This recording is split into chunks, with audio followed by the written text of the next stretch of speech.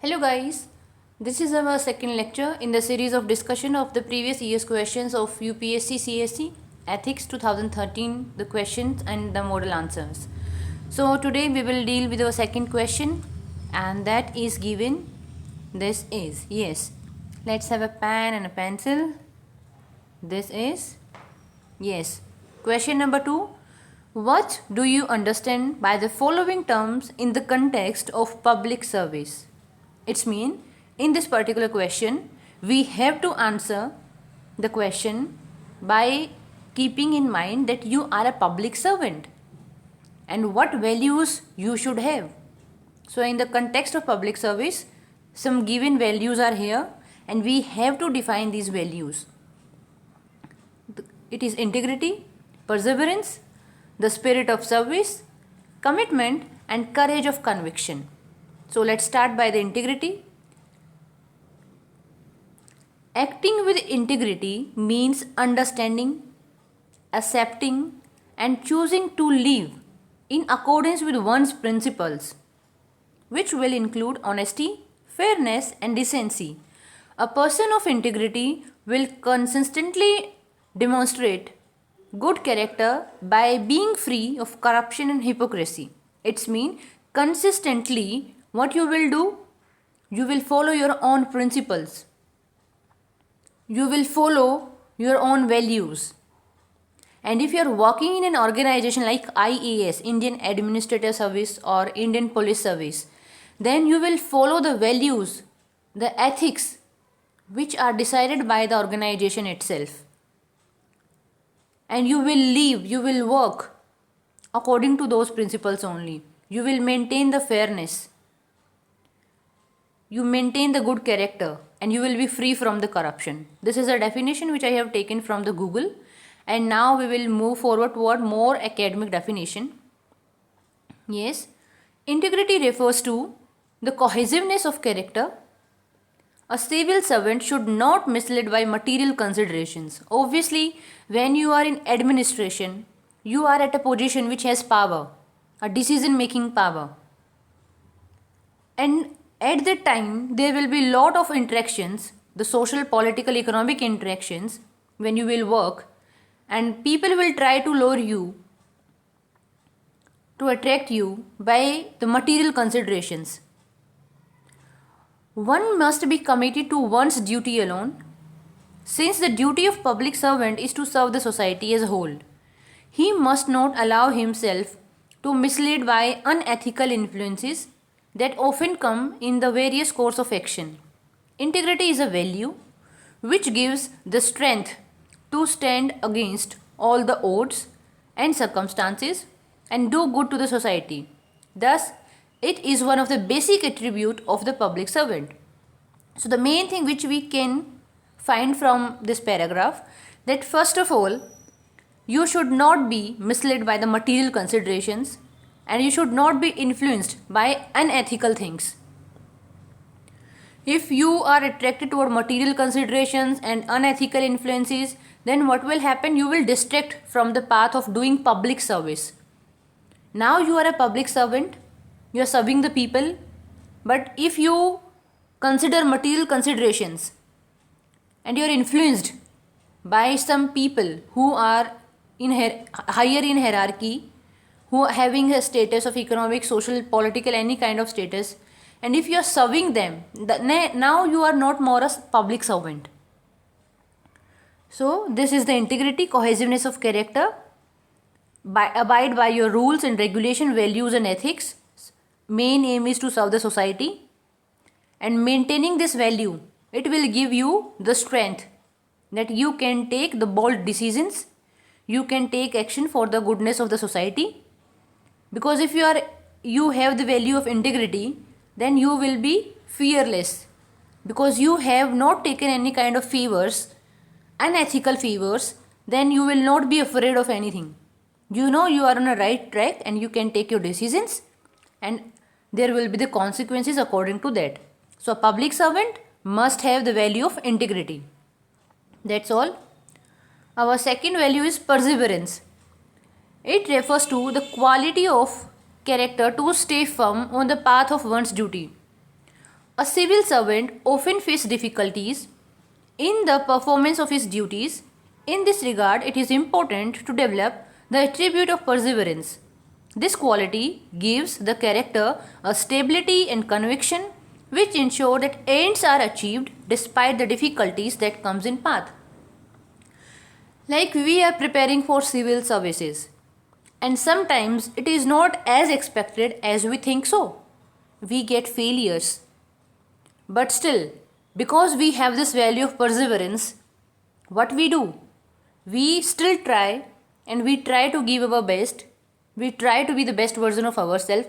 In the same way, if you are a public servant, when you will execute the plans, when you will try that all the government schemes and their benefits reach to the downtrodden, then you will find a lots of loophole in the entire system. And when you will try to correct them, maybe you will face difficulties. Maybe you will not get the instant results. Maybe all your efforts doesn't meet their goals, but still you will not accept defeat. You will not feel low. You will again bounce back. You will collect all your energies and you will always try, keep trying. You will not give up. This is the quality of perseverance. When you are a civil servant and you have this quality of perseverance, not only the civil servant, whenever you are there, in whatever aspect of your life, whether you are a mother, whether you are a wife, whether you are a public servant, whether you are a doctor, engineer, whatever in profession, in occupation you are, if you have this particular quality, then it will give you stability. It will give you conviction that yes, today I am not able to achieve, but all my efforts, all my energies, I will try to direct in one particular direction and I will try to achieve the goals. So this is something which adds to the quality of a public servant, that he or she must be perseverance, having this quality of being perseverance. That's all. This is also a definition I have taken from the Google. Perseverance corresponds to persistence in doing something despite difficulty or delay in achieving success. Obviously, there will be difficulty, there will be delay in success, but still you will try to continue to do something even though it is difficult. Our next quality is the spirit of service. It refers to the quality of the character that encourages one to pursue the goals of the organization with devotion. Goals of organization with devotion. It means that inside you there should be a feeling of respect for the goals, the aims that an organization decides that they pursue, they will try to achieve. When you are in civil services, you are an IAS and IPS or in any another service, then an organization have their own goals for the welfare of the society, for the welfare of the organization also. And it is expected from you that you have respect for those ideals, for those goals. And this particular quality will enhance the efficiency and the reputation of particular organization. If you have this quality, obey the orders. Not only obey because there is a compulsion, you have to obey. You obey because you have a devotion. You know that you are doing service. It's not an employment only. It is not only an employment, it is a service. You are serving the people. You have that capacity. So there should be a devotion inside you. Every organization has some basic objectives which are ethical in nature. Yesterday we had a question on ethics, that what is ethics. So basically when we talk in ethical terms, it's mean towards happiness, towards the welfare of society as a whole, fulfilling some objectives of a society as a whole. In the same way, fulfilling the objectives of one particular organization. In the public services, it is particularly important that officials abide by the ethical code and goals of the public organization. The goal of the public organization is to do the good to the society. Thus, only with a high spirit of service can the public officials bring positive change in the society. So, as we have discussed few minutes back, that every organization have their goals, have their ethical code, and the purpose of this ethical code to reach to the downtrodden, to reach to the every person when we talk in the terms of IAS and IPS organization, and bring positive change in the life. And you have to obey with devotion towards the goal. So this is the spirit of service. Now the next quality is commitment. This is one of the basic attribute of a civil servant. Good of the society can only be done if the personnel committed to the cause of organization. Cause of organization. Think the question which is asked from us, that when you are a public servant, which qualities are required, and we have to define these particular qualities. So when you are a public servant, you cannot work according to your own whim and fancies. You have to work according to the ethical code, according to the goals, the rules and regulations which are decided by the organization, and you have to obey those rules and regulations. And there should be commitment inside you that you will obey them. There must be respect inside you towards those goals and organization. A committed person adhere to the path of organization and strive for the highest of ethical standards of the organization. Yes. The next is courage of conviction. It refers to attribute of the public servant to serve the society with conviction in the organizational goals and objectives. Yet the goals are decided by the organization, but still you have enough power that you can amend the rules also if you think there is a necessity, some rules and regulations. So there is a courage of conviction. A public servant decision should not be guided by the personal well-being. The courage of conviction implies the performance of duty even if there is situations and the circumstances against him.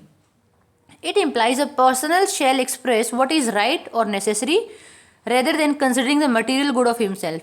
So the main idea behind this particular value, courage of conviction, that when you will work in administration, in the field, on the ground level, at the grassroots level, then you have to deal with lots of people, lots of situations. And when we talk in the terms of Indian society, which is characterized by the different religions, multilingual, multi-ethical society, and in that society, when you're working, you will face lots of issues.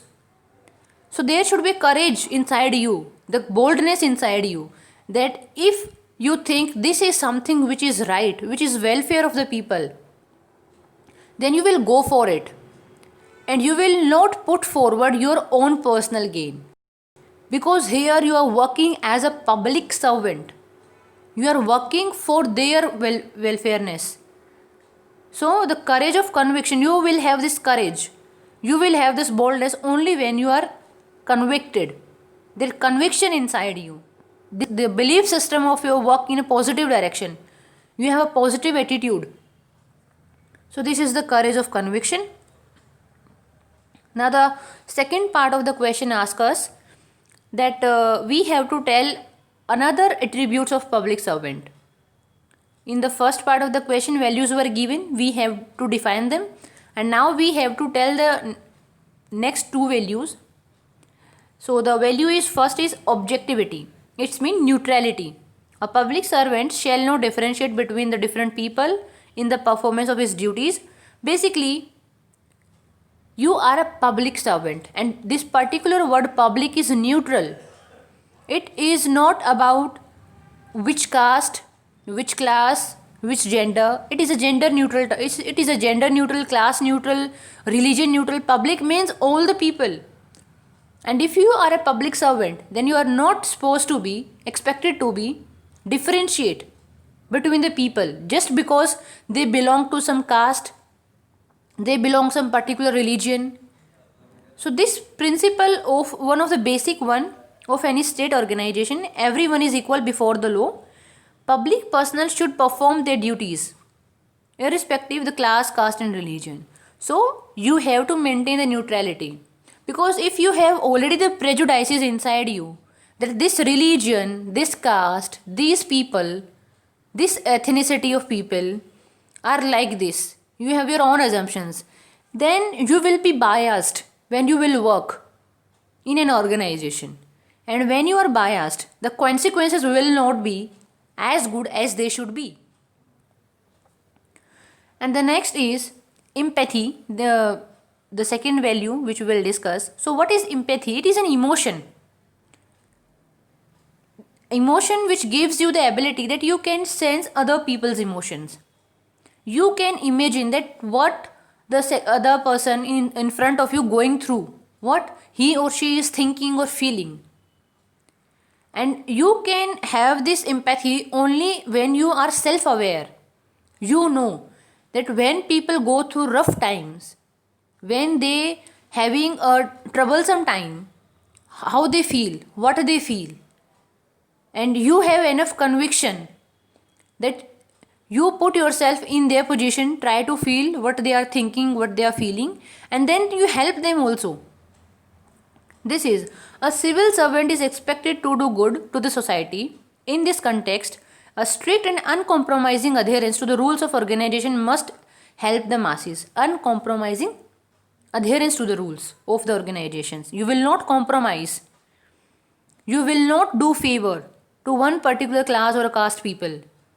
A civil servant should be empathetic toward the concern of poor and marginalized section. You should be empathetic. You should help them.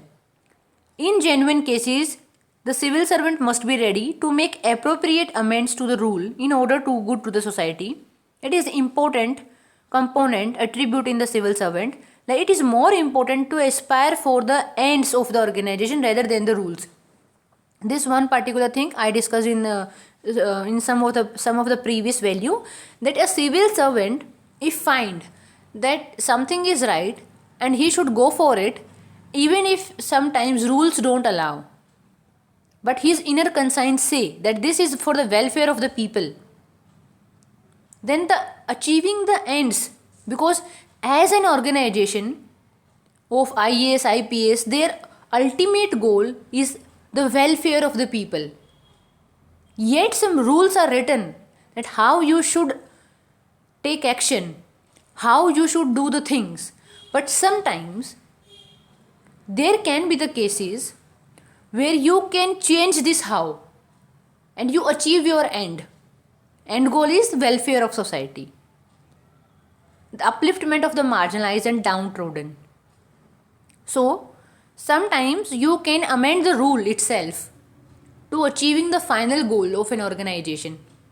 Okay, so these are the qualities that a public servant must have. We are done with the question.